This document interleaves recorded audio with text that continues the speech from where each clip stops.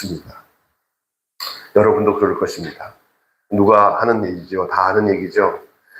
10살 때는 달리는 시간의 속도가 10km고 20살 때는 달리는 속도가 20km고 30살에는 30km고 40살에는 40km, 50살에는 50km, 60살에는 60km, 70살에는 70km. 80 되신 분이 계십니까? 몇 킬로입니까? 80km예요. 얼마였습니까? 그러니까 뭐 시간이 아까운 거예요. 시간이 바빠요. 그래도 바빠도 뒤돌아볼 수 있는 여유와 마음과 마무리를 잘할 수 있기를 주님은 축원합니다. 예. 어떤 사람은 참 멋있게 살다가 인생 마무리를 세상 말로 개떡같이 하고 가는 사람이 있어요. 그는 뭐 하나님 없이 죽으면 정말 인생살이 뭐 젊었을 때 좋은 뭐 이렇게 삶을 살았어요. 뭐 부귀영화도 누리고 그런데 막 말년에 가서 무슨 연고인지 몰라도 정말 뭐 온갖 세상적인 모욕과 하나님 앞에서도 얼굴 두지 못하는 그런 삶을 살다가 끝나는 사람도 종종 있어요. 그러니까 여러분 인생 마무리를 어떻게 제일 잘하느냐는 요셉의 모습을 보면 알아요. 예, 막바지의 인생 마무리는 오늘 본문에 보면은요, 아주 깔끔하게 인생 마무리를 잘해야 돼요. 예, 오늘 그래서 아름다운 인생 마무리라는 제목으로 여러분과 함께 은혜를 나눌 때 주께서 저와 여러분에게 같은 은혜를 주시기를 원합니다. 예, 여러분 아름다운 인생 마무리를 위해서 우리가 마음에 두고 행해야 할 것이 무엇일까요? 오늘 본문 보시면 요셉의 마지막 행적이 이렇게 그려졌어요. 이게 이제 누가 돌아가신 후의 이야기냐면 자기의 아버지 야곱이 이제 다 유언을 하고 돌아가신 후에 이제 본격적으로 형제들이 불안했던 거예요. 형제들이 아버지 그늘에 있을 때는 그래도 요셉이 우리한테 아버지 봐서라도 우리를 봐줬지 라는 생각을 했던 것 같아요. 아버지 봐서라도 자기들에게 이렇게 선대하고 도와주게 할지 아버지 돌아가시고 나니까 이거 좀 불안한 거예요. 그런데 오늘 본문에 보시면 요셉은 평생에 하나님과 동행하고 많은 믿음의 유산과 삶의 모범을 보이면서 인생을 살았어요. 쓰임받는 도구가 되어서 그는 무생명을 구하고 야곱 가족, 이제 아버지와 자기 형제 가족들을 다 보호해 주는 정말 너무 복된 인생을 산 게 요셉 아닙니까? 이제 인생의 끝을 보면서 우리도 이 믿음의 길을 가는 성도가 가져야 할 삶의 태도가 무엇인지를 오늘 좀 생각해 보고자 합니다. 늘 내가 여러분에게 몇 가지 알려주겠어요? 3가지로 말씀드릴게요. 자, 요셉에게 아름다운 생의 마무리는 뭐로 나타나냐면 마음으로 뭐 하라? 마음으로 용서해요. 그냥 마음으로 용서하지 않으면 큰일 납니다.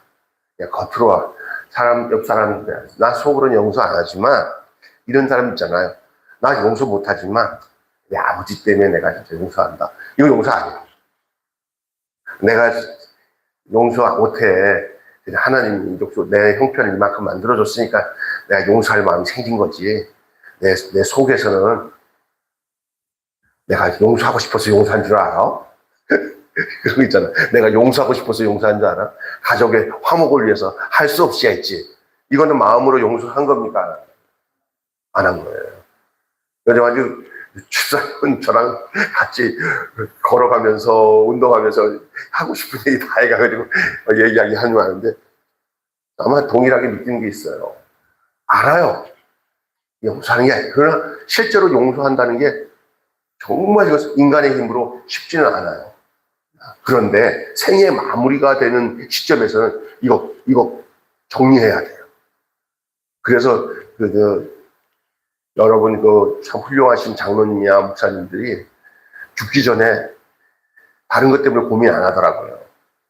형제 안에서 또 자기 안에서 누군가에게 맥혀 있는 것이 조금이라도 생각나면 그거 해결하고 가시더라고요.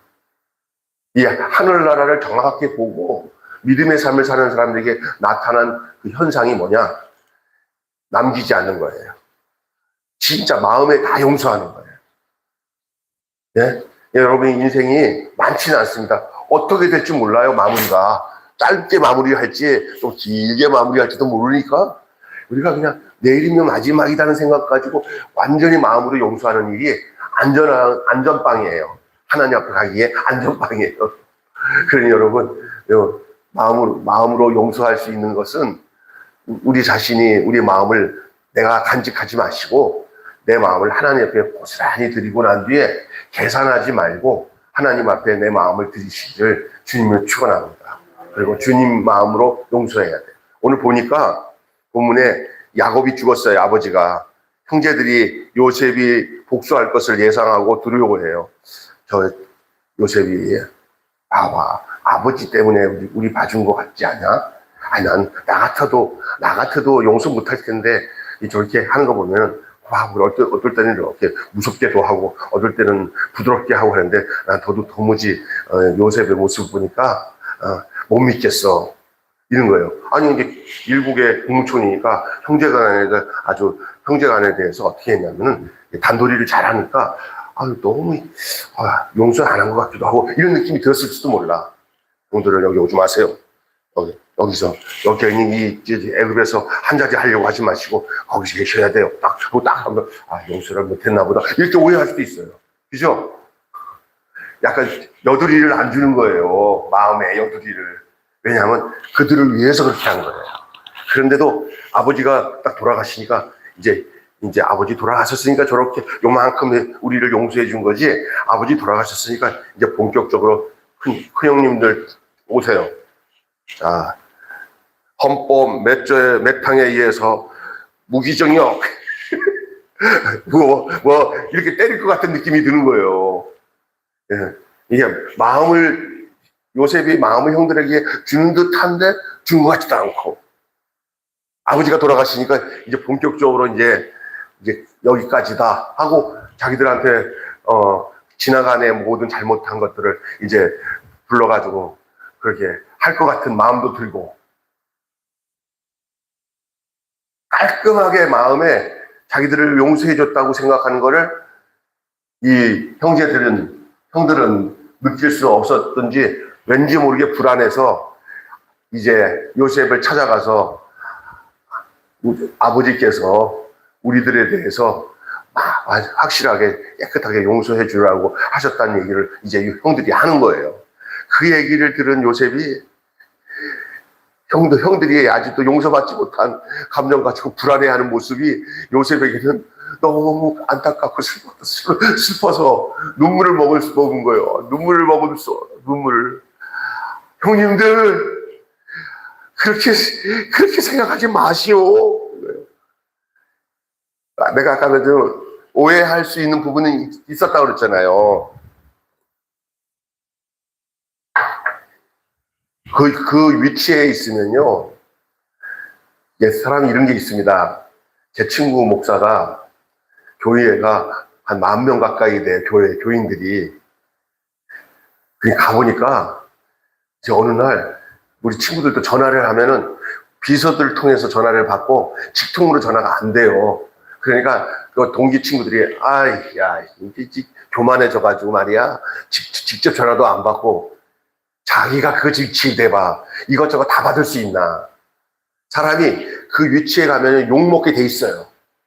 그리고 불안하고 또 바뀌었나 보다, 마음이 교만해졌나 보다, 그래 욕을 먹을 수 있어요. 요셉이 지금 그런 거예요. 같이 어렸을 때 형 하던 그 요셉의 기억이 전혀 없고 잘해주긴 하는데 너무 딱 관료적이고 정말 딱딱한 것 같고, 아버지 돌아가시고 나니까 이제 요셉이 본격적으로 이제 총리 대신 역할을 하면서 우리한테 불러가지고 야단을 칠 것 같기도 하고, 막 그런 생각이 왠지 들을 수 있으니까, 형제들은 아버지 돌아가시고 나니까, 자기들의 후견자가 되신 아버지 돌아가시고 나니까 이제 요셉 앞에 어떻게 할까, 요셉이 어떻게 행동할까 걱정이 되니까 찾아가서 아버지가 다 용서하라고 그랬다고 얘기하니까, 그 얘기 뭘 해, 이미 다 용서했는데. 여러분, 주님의 죄 용서의 확신을 가지시기 바랍니다.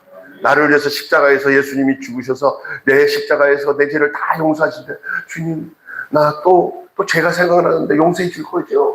또 용서해 줄 거죠? 이것보다 가슴 아픈 게 없어요, 우리 하나님이. 내가 예수님 보내가지고 십자가에서 다 죄 용서했는데, 또 날 용서해 주세요. 용서해 주세요. 그냥 습관적으로 그렇게 하면, 너 믿냐, 안 믿냐? 내가 너를 용서한 걸. 아니, 요셉의 입장에서는 아마 그런 마음일 거예요. 형들 왜 그래? 아버지 돌아가셨다고 내가 당신들 불러가지고 다시 세상 말로 독칠 것 같으냐고. 왜 그러냐고. 도리어 형들의 모습이 안타까워서 요셉이 눈물을 흘리는 거에 나와요. 그러면서 요셉이 하는 얘기가, 나를 이렇게 형들이 다 팔아가지고 이렇게 어려움을 당한 거 내가 모르지 않습니다. 그러나 이 모든 것은 뭐예요? 하나님이 하셨습니다. 제가 할 수 있는 것은 형들을 뭐 하는 것밖에 없습니다. 용서하는 것밖에 없습니다.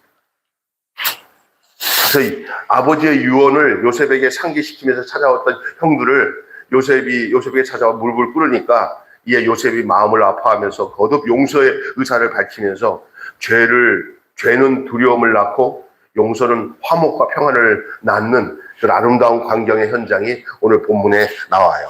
그 후에 요셉이 두 번째는 따라서 합시다. 섭리를 믿으라. 섭리. 섭리를 믿으라. 요셉은 자신이 미움을 받아서 버림당한 것이 가족과 생명을 구원하시는 하나님의 섭리라는 것으로 말합니다. 자기가, 여러분, 하나님이 행하시는 일에 대해서 여러분이 해석이 되어져야 이런 말을 할 수가 있고 이런 삶을 살 수 있어요. 여러분, 절대 여러분의 입장으로 여러분을 보지 마시고 하나님의 섭리의 입장으로 여러분을 해석할 수 있는 일을 가지시기 바랍니다. 아니, 저놈이 왜 나한테 인생에 저렇게 나를 이렇게 해롭게 해?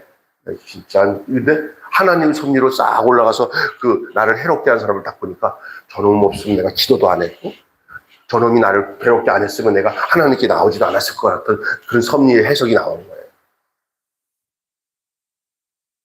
예를 들어서 우리 아버지가, 정말 난 예수 믿을 줄 몰랐어요. 엄마 괴롭게 하고, 정말 나쁜 거는 우리 아버지가 다 우리 엄마한테 하는 것만 보고 제가 봤잖아요. 근데 아버지가 일을 저질러서 막 집안이 어려워졌을 때 나는 그냥 미운 줄 알았어요. 다 나쁜 줄 알았어요. 나중에 보니까 망해야만이 믿는 분이야. 망해서 없어져야 그때야 손들고, 하나님 잘못했습니다. 나는 죽일 놈입니다. 주님 나를 걷어주시면 난 교회 다니겠습니다. 용서받고 난 뒤에야 그걸 알게 된 거예요. 나중에 이제 우리 어머니가, 우리가 왜 이렇게 가난해졌냐고 우리 엄마한테 막 그러니까, 야, 하나님이 그 많은 재산이랑 아버지랑 바꾼 거다. 그게 딱 해석이 되더라고요. 한 생명이 하나님께 들어와서 하나님의 자녀 되게 하기 위해서 지불해야 할 대가가 우리 아버지는 다른 사람보다 컸구나. 이렇게 생각이 된 거예요. 그러니까 그 얘기를 제가 우리 아버지 차 태우면서 어디 가면서 그 얘기 비슷하게 하니까, 나 비싼 놈이네 그러더라고요. 아버지가 나 비싼 놈이네 그러더라고요. 아버지 비싸기 때문에 아버지 함부로 살면 안 돼요. 아멘? 여러분, 하나님의 섭리로 보니까 해석이 돼요. 그러면서 귀한 줄 알게 되고, 함부로. 여러분, 요셉을 총리 되게 하기 위해서 치른 대가가 얼마나 스트레스인 대가인지 아세요? 구덩이 속에서 죽을 뻔하고, 감옥에 가서 억울한 일 당하고, 감옥에 가서 억울한 일 당할 뿐만 아니라, 보디발 장군 집에서 쌩고생하면서 막 누명을 뒤집어 쓰고, 인생의 상처 다 받았잖아요. 그런데 그 결과가 뭐예요? 하나님이 그를 아주 단기간에 속성과로 총리 대신으로 딱 등극하기 위해서 수많은 고난의 대학과 고난의 대학원을 졸업하게 하고, 할렐루야. 그래서 총리 대신하는 게 하나님이 그렇게 하신 거예요, 섭리로. 이거를 누가 몰라? 다른 사람은 몰라? 요셉은 정확하게 아는 거예요. 자기를 인도하신 것이, 그러니까 자기를 객관화시킬 수 있는 지혜가 필요한 줄 믿습니다.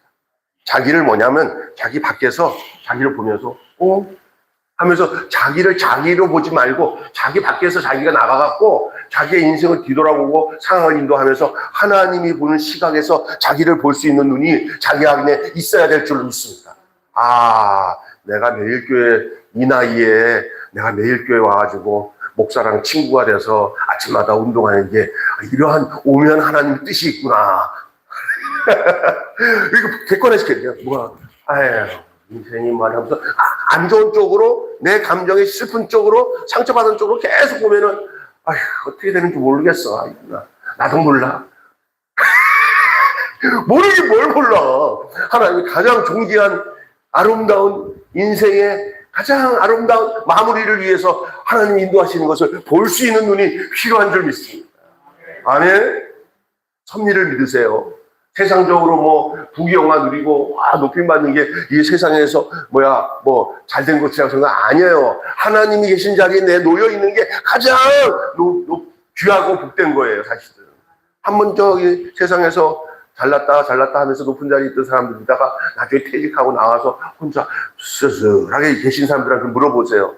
뭐가 진짜 행복한 자인지. 그들이 주님 못 만나고 인생을 보는 눈이 답이 없을 때는 그보다 더 비참한 게 없어요. 높아졌다가 끝난 사람이 더해. 그런다 하나님 안에서 자기를 살펴보면서 그 섭리를 아는 사람은요, 하나님 여기까지 나를 인도하시구나. 에베네세, 하나님이 나를 인도하시구나. 이거예요. 이래서 마음으로 용서할 뿐만 아니라 하나님의 섭리를 믿어야 될 줄로 믿습니다. 아멘.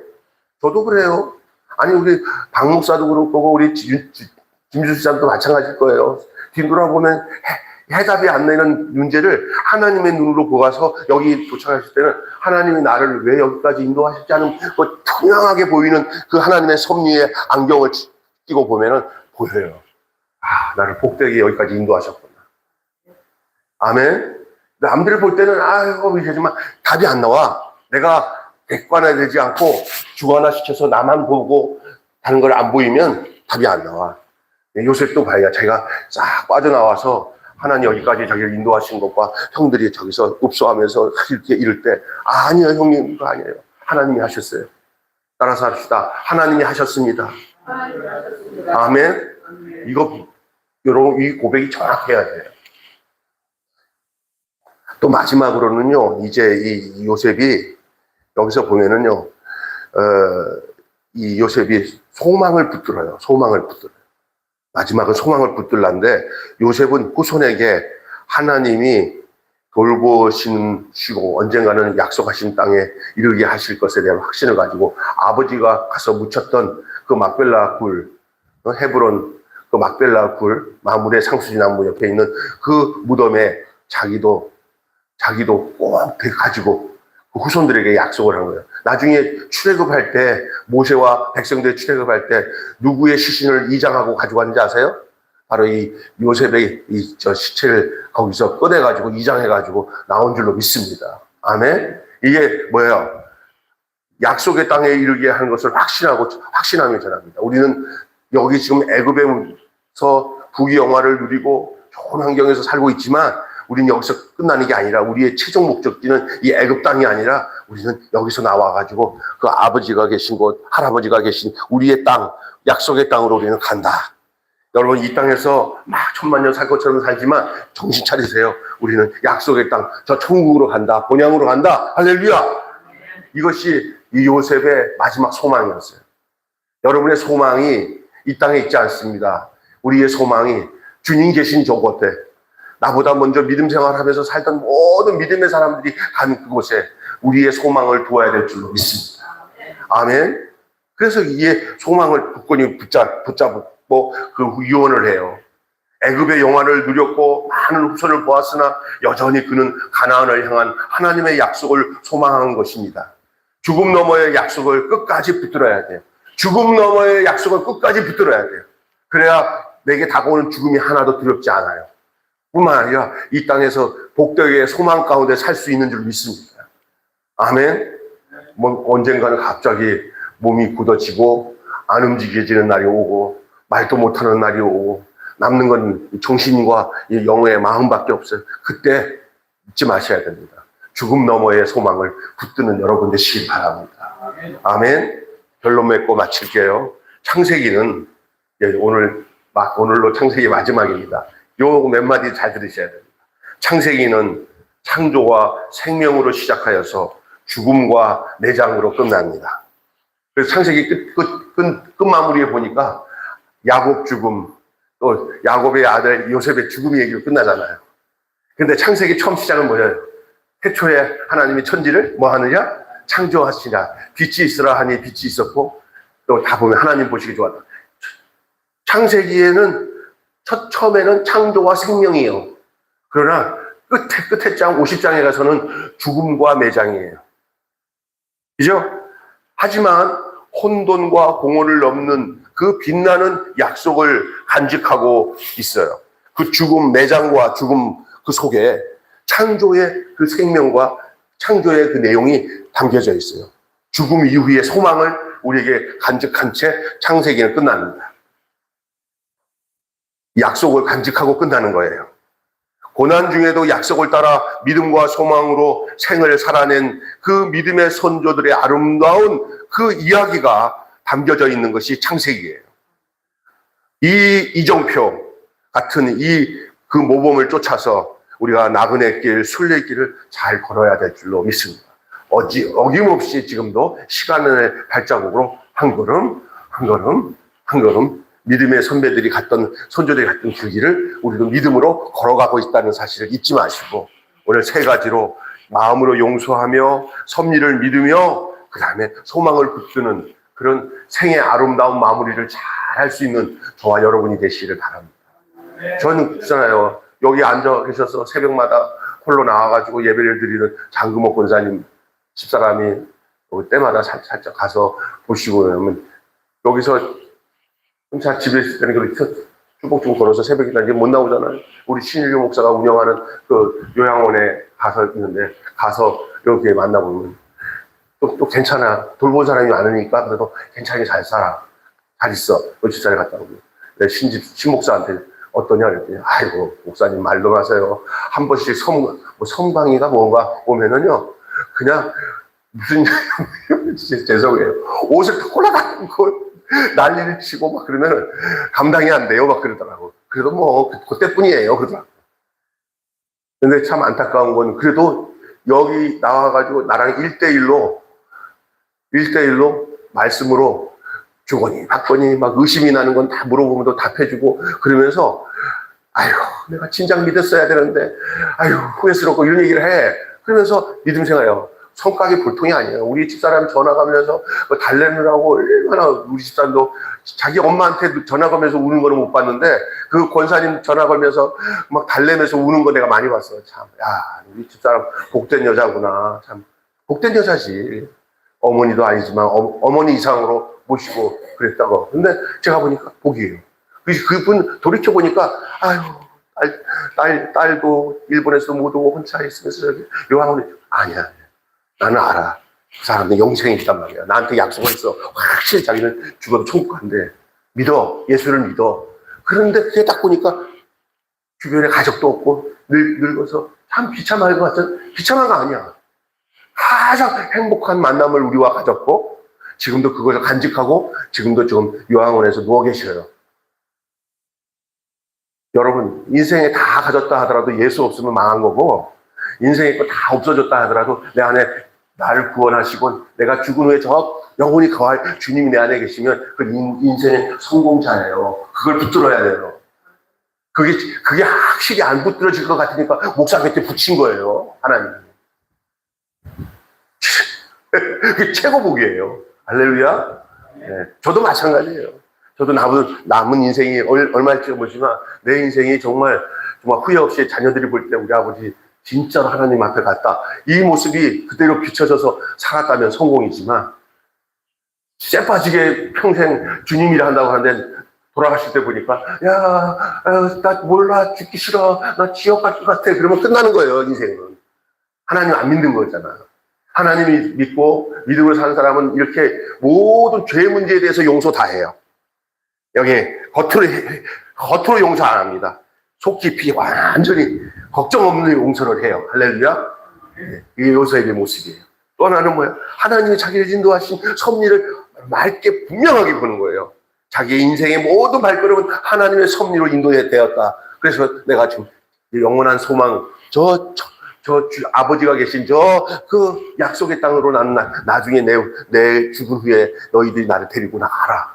이것은 자기만의 그 예언이 아니라 민족 전체의 예언을 함께하는 거예요. 너희들이 애굽 땅에서 이제 나올 것이다. 출애굽할 것이다. 고향 땅으로 갈 때 나를 데리고 가서 내 아버지 묘에 나도 묻히게 해달라. 할렐루야.